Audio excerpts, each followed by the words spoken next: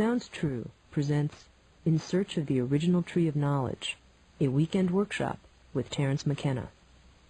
Researcher, author, and philosopher, Terence McKenna has spent 25 years studying the foundations of shamanism and the ethnopharmacology of spiritual transformation. His books include Food of the Gods and The Magic Mushroom Grower's Guide, and most recently, The Archaic Revival. He is also the founder of Botanical Dimensions, a nonprofit botanical research project. In this weekend workshop, Terence McKenna examines time and its mysteries, the nature of language, and the techniques of ecstasy that have developed in non-Western societies to navigate to and from invisible worlds. And now, recorded live in Boulder, Colorado, In Search of the Original Tree of Knowledge, a weekend workshop with Terence McKenna. How to slice into this pie. I try to never do it the same way because I don't want to get bored, but that lays a sort of obligation on me that I'm not always able to meet. Two things, I think, are going on inside this wrap as currently packaged.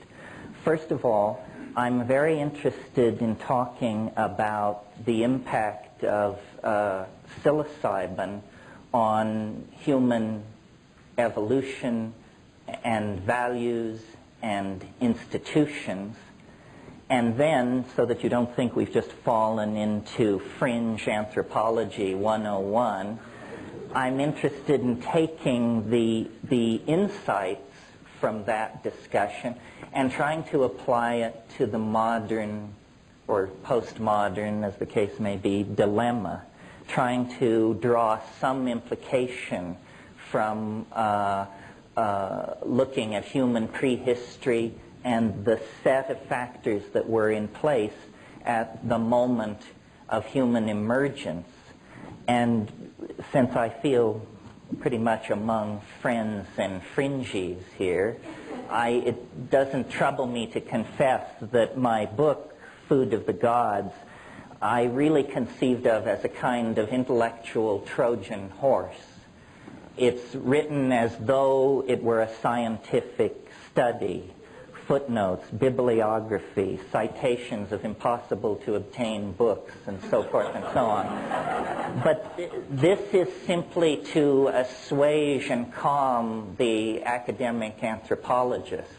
The idea is to leave this thing on their doorstep, rather like an abandoned baby or a Trojan horse, and they will open their doors to it and take it inside, only to discover that out of this very staid, rational discourse pour the self-transforming elf machines from hyperspace with their own agenda.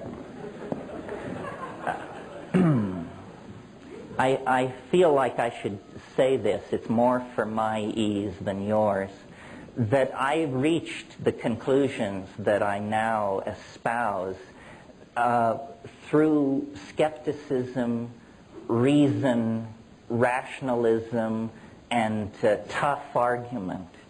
So it may sound ditzy, flaky, and soft-headed, but that's just because you're hearing it wrong. The guiding input was experience. And in a way, what we're gathered here to talk about tonight is an experience which is not only rare, transformative, challenging, but also, for reasons which we'll probably get around to, illegal.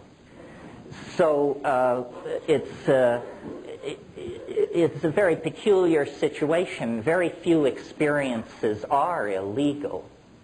And our models of the world are built up based on our experience.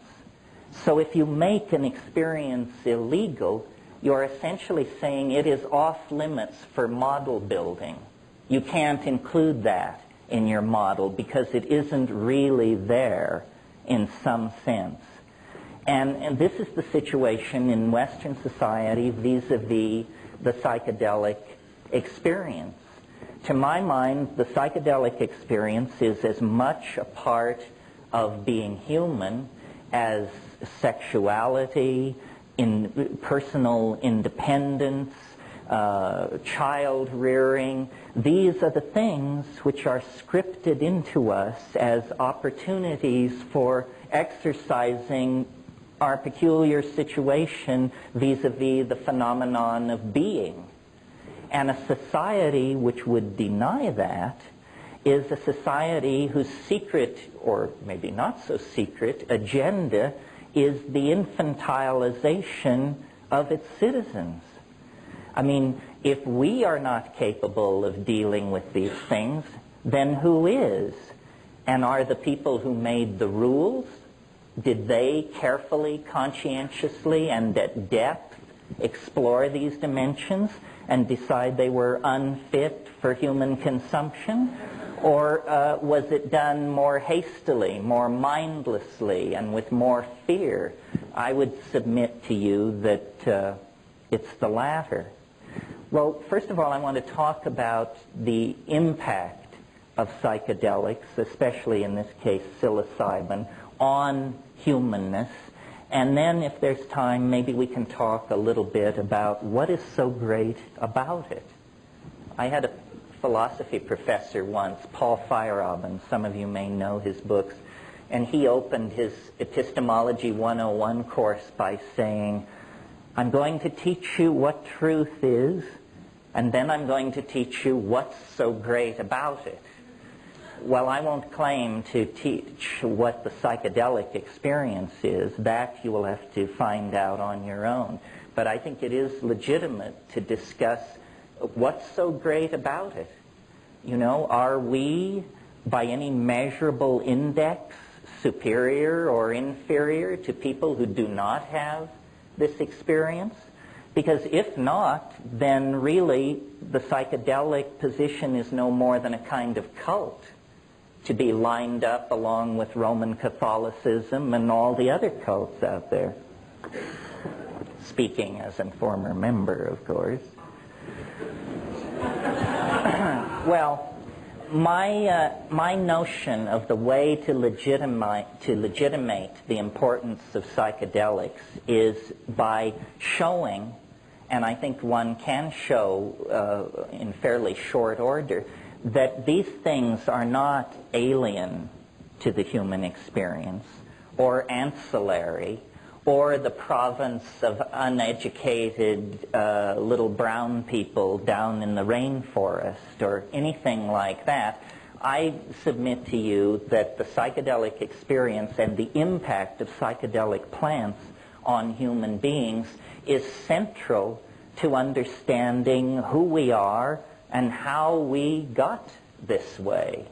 And if we can explore this issue and convince ourselves that there's some merit in this point of view, then it will do more than rewrite the annals of a staid science like anthropology. It will actually change how we relate to each other and to the planet that we're in the process of grinding into pollution. So that's the raison d'etre for the politics behind it. Now, here's the spiel. Sometime in the last 3 million years, our remote ancestors, the proto-hominids, were disrupted in their evolutionary climax in the canopies of the great rainforests of Africa. You see, most animal species evolve into a niche, tighter and tighter and tighter. We see this with termites and cockroaches and most life forms. This is what happens to them. Only if the niche is somehow disrupted or destroyed does the game veer away from its tendency toward closure. And this is what happened to us. Our remote ancestors would have lived happily in the climaxed rainforests of Africa, in the same way that primates to this day live happily in the climaxed rainforests